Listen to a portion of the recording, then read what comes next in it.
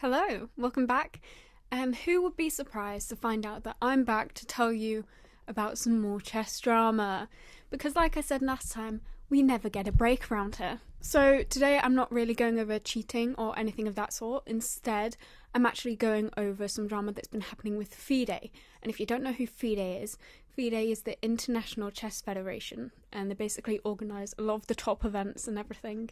And they're really, really big in the chess world, basically. So this drama basically arises after FIDE decided to post on Twitter about clarifications on the FIDE circuit regulations and qualifications for Candidates 2024. Now, the Candidates tournament is basically a tournament that takes place in order to see who gets to fight for the World Chess Champion title. Sorry, ignore my cat. So I'll basically just read out the post that they tweeted. Qualification procedure for the Open Candidates 2024.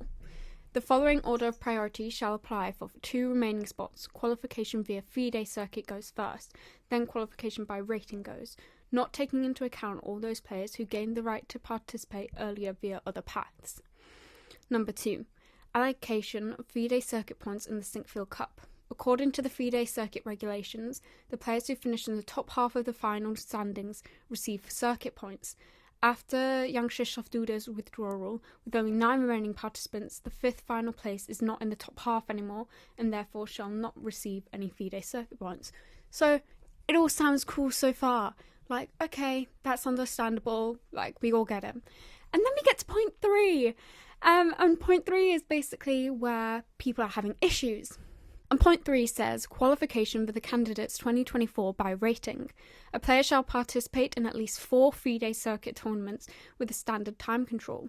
These tournaments shall meet all the requirements of the FIDE circuit regulations, particularly both General 1.1 and Country Restrictions 3.2 clauses. Thus, out of the 4 above-mentioned tournaments, not more than 2, one of which is a national championship, can be played in the same country. If this rule is not respected, the player is not eligible for qualification. And basically, the main issue people have with this is in the Stinkfield Cup, Domínguez, who is a really, really good player and has just broken into the top 10 in the world, he gained a lot of ELO, which basically, in theory, would put him in the spot to be able to qualify to play in the Candidates 2024 by rating if players like Anish qualify via the FIDE circuit route and everything, and if Alireza continues to drop in rating, then that type of thing. So somebody tweeted in response, point 3 is not a clarification, but a modification of the regulation. If Domínguez qualifies by ELO with a 3rd tournament in US and appeals to the CAS, he will definitely win, and we will have a candidates tournament with 9 players. So the main issue with this is that FIDE have basically gone and changed the rules at the end of the year in order to prevent from Domínguez from actually being able to compete in the candidates tournament, which is obviously so morally wrong. If Domínguez has improved his rating, which he has, he deserves to be able to play in the candidates tournament and shouldn't be restricted because he hasn't played so many FIDE circuit games outside of the US.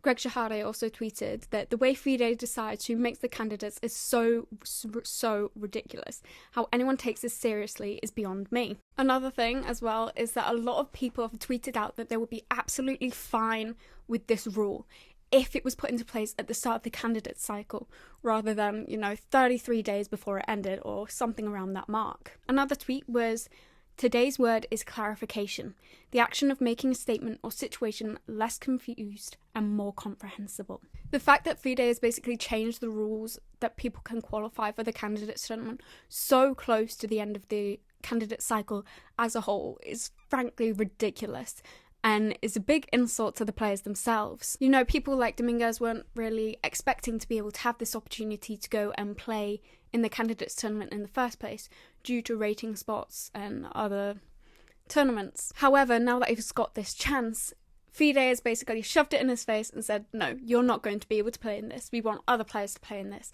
even though they're trying to sort of keep it under wraps and act as though it's not them basically choosing who they want to play in the candidates tournament. Another opinion that was tweeted about this was, how is it a clarification to publish a new decree which is completely different from and contrary to the existing regulations? The sole purpose and effect of your brand new decree is to exclude a single player, Domínguez, from eligibility. What a clown show. Genuinely, this move has been made to specifically single out Domínguez and prevent him from being able to play. He's an incredibly talented player, and basically turning this round and saying, no, you can't play because we've decided to change the rules so close to the end is utterly ridiculous.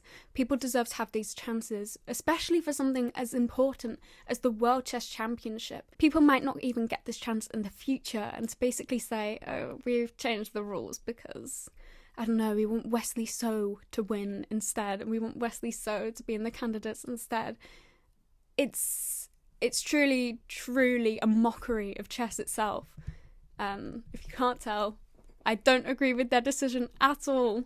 Especially changing this qualification for the candidates tournament. It was at the end of November, obviously it's the start of December now, but changing it so close to the end of the year again puts more pressure on Domínguez to go and play more tournaments outside of the US and being able to hold on to that rating in order to be able to qualify for the candidates tournament. And not only will that put even more stress on him and his chess as a whole, it's just completely unfair. And chess is supposed to be one of those areas in which everyone has sort of a level playing field and everything, but changing this so close to the end and restricting how many tournaments or changing how many tournaments somebody has to play and specifically where they need to play in order to be able to qualify is awful. I hope that was sort of comprehensive. If it wasn't, yikes, I'm very, very sorry. All of my social media is in the description as usual, and feel free to follow me on Twitter and my Instagram. Thank you guys for 600 and I don't know what I'm on at the moment. Thank you guys for 600 subscribers. I do really appreciate it, and thank you guys for 1,700 followers on Twitter even. It's really insane. We hit like 500 subscribers, and then like 3 or 4 days later we hit 600 subscribers, which is bloody insane, and I do really, really appreciate all of the support you guys have been showing me. If you enjoyed the video, then feel free to subscribe, like the video, comment down below what you liked, and yeah, I'll see you guys in the next one. Bye!